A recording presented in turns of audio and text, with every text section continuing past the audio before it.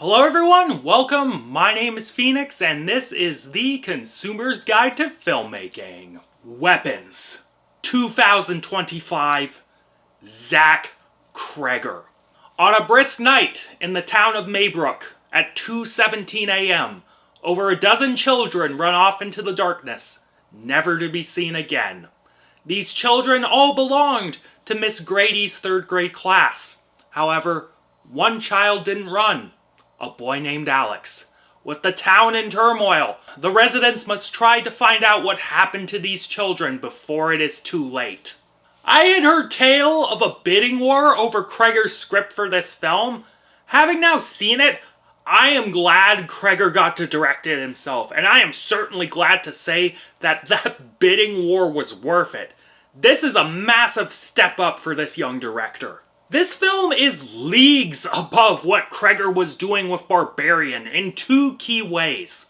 The first is that it was a more clear showcase of Cregger's talents as a director. The cinematography in this film was just picture fucking perfect. Cregger shows off an immense knack for blocking and framing. The long takes are expertly coordinated with so many actors on screen doing very precise things at once. The focus was pulled at precise moments, and the camera lingered on very specific things, creating tension and controlling our attention. The second reason that Weapons stands tall over Barbarian is that it is a much better showcase of presenting a story from multiple perspectives. Getting into the editing, the cuts in this film not only aid in building dread and tension, but it manages to conceal crucial plot information at the right time. All of these sequences were shot and constructed with multiple characters' viewpoints in mind, and each time we cut back to the same scene again, it was presented differently and only showed snippets of things we've already seen before going in a totally different direction. Which now leads me into the writing. The editing is there to enhance this uber-tight script. While Barbarian felt like multiple movies crammed into a 3-act structure, this script felt cohesive. Every act and every perspective change built on the next one. Every scene served its purpose in building to this incredible climax. I don't even want to spoil it for you guys. It's just so good.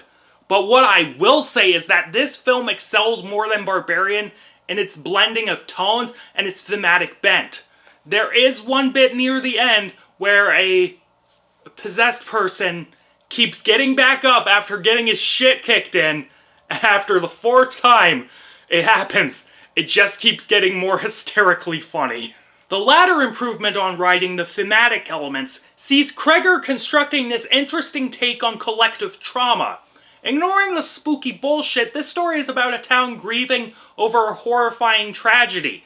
Whatever tragedy you interpret this story as being about, that's up to you.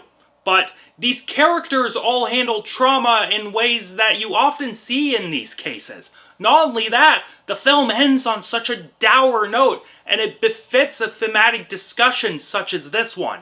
The principal cast of this film absolutely crush it. As Miss Grady, we have Julia Garner. The subtleties of her character that are found in this script are brought to life so beautifully by her.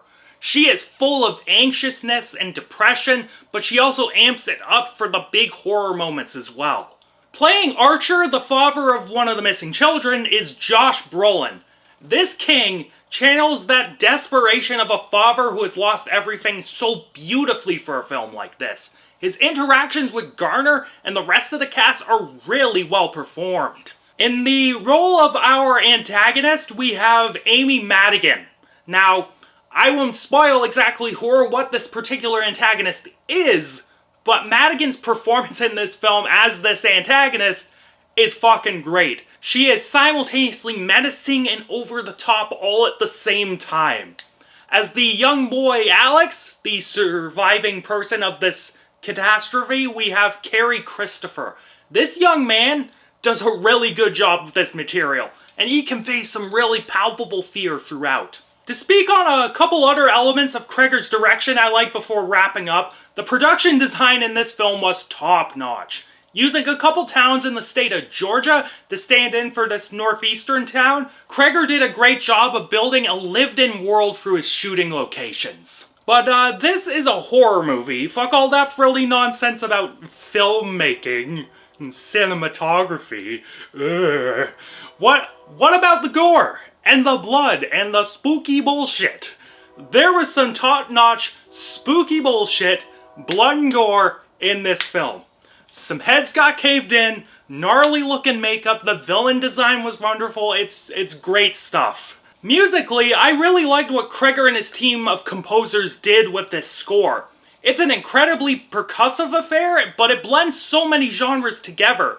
The atmosphere it builds with the light drums during scenes when Archer is doing his detective work was top-notch. At times throughout the film and other sequences, these drums are joined by IDM-style electronics, synths, and drones that sound like an industrial dirge. The dirge in question happens during the last act, during a pivotal reveal, and it was intense. It is a top-notch horror score and aided immensely in this film's vibe. Man, I gotta throw some mad respect towards Zach Kreger. While I liked Barbarian, and I thought it was fun, don't get me wrong, Weapons just blows it out of the fucking water. Tighter, more ambitious, and a wonderful showcase of how talented Zach Kreger is. Kreger directs a hell of a film and brings this cast to the finish line for some game performances.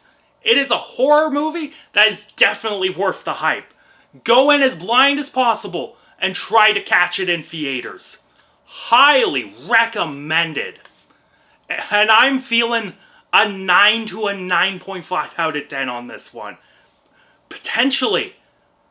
We'll see where it is on rewatch, but it might be a 9.5. This film fucking rips. Catch you later, guys.